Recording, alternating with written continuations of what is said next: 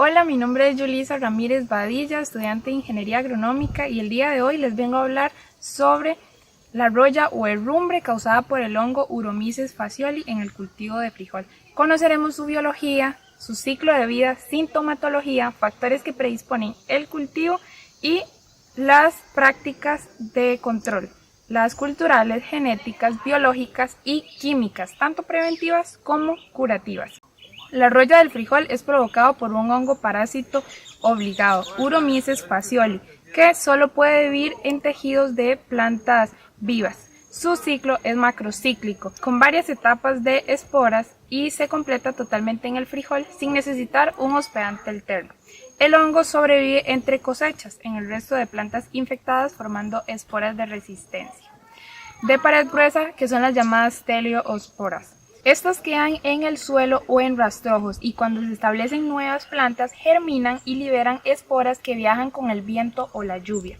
Cuando las esporas llegan a las hojas sanas, germinan y tras penetrar el tejido producen las típicas pústulas, que liberan grandes cantidades de nuevas esporas llamadas ureosporas. Estas se diseminan rápidamente, repitiendo el ciclo varias veces en la misma temporada. De hecho, que en climas tropicales donde se siembran frijoles de forma continua, el hongo encuentra siempre plantas hospederas y la enfermedad puede persistir año tras año. Los primeros signos aparecen en las hojas bajas, pequeñas pústulas circulares de 1 a 2 milímetros rodeadas de un halo amarillento.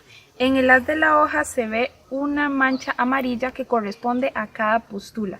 Con el tiempo, estas lesiones se agrandan, rompen la epidermis y liberan un polvo de color marrón anaranjado que son las esporas del hongo. Si la infección progresa, las hojas se tornan amarillas, se secan y caen prematuramente. También pueden aparecer pústulas en peciolos, en tallos y en vainas. En ataques severos, la defoliación reduce la fotosíntesis, baja el rendimiento, la producción e incluso puede causar la muerte de plantas jóvenes. La enfermedad se intensifica con alta humedad y temperaturas de moderadas a cálidas, especialmente cuando hay rocío o lluvia frecuente. Prácticas de manejo como la alta densidad de sombra, el follaje muy cerrado o el riego por aspersión nocturno va a prolongar la humedad en las hojas y favorecer la germinación de esporas. También aumenta el riesgo la presencia de rastrojos infectados o de plantas voluntarias de frijol que sirven como reservorio. Finalmente, si se cultivan variedades susceptibles y se siembra frijol repetidamente en la misma parcela, la presión del inóculo se acumula y las pérdidas económicas pueden ser significativas.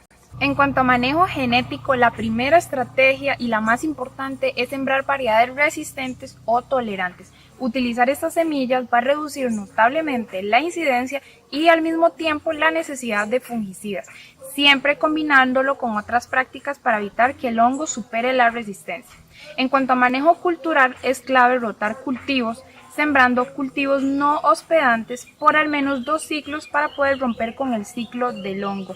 Después de la cosecha, eliminar o enterrar los rastrojos infectados, controlar también las malezas para evitar la supervivencia del patógeno, además de mantener un espaciamiento adecuado entre plantas para poder mejorar la ventilación y reducir la humedad foliar. Se recomienda evitar el riego por aspersión, o al menos hacerlo en la mañana para que el follaje se seque rápido, y ajustar la fertilización para no provocar un exceso de follaje tierno en las plantas.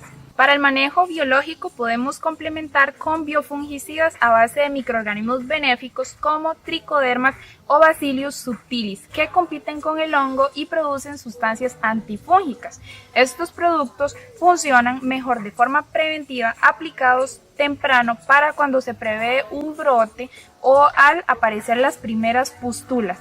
Ayudan a reducir la presión de la enfermedad con un bajo impacto ambiental. Para el manejo químico tenemos el preventivo y el curativo. El control químico debe ser la última herramienta a utilizar y debe usar de forma integrada y responsable. Fungicidas preventivos de contacto como los compuestos cúpricos, oxicloruro o hidróxido de cobre y mancozeb, que estos forman una barrera protectora sobre la hoja e impiden la germinación de esporas. Cuando la enfermedad ya está presente, se requiere un fungicida sistémico, que lo que hace es penetrar en la planta y detener el avance interno del hongo. En Costa Rica están registrados para frijol triazoles como teuconazol y propiconazol y estrobilurinas como azoxystrobina y trifloxystrobina. Es importante rotar los modos de acción y no repetir el mismo ingrediente activo para evitar la resistencia. Por supuesto, cumplir con las buenas prácticas agrícolas como usar equipo de protección, respetar las dosis y los intervalos de seguridad.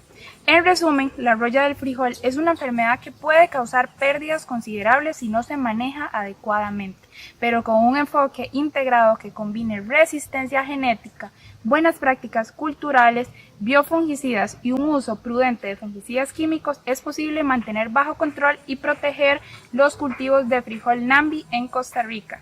Muchas gracias por su atención.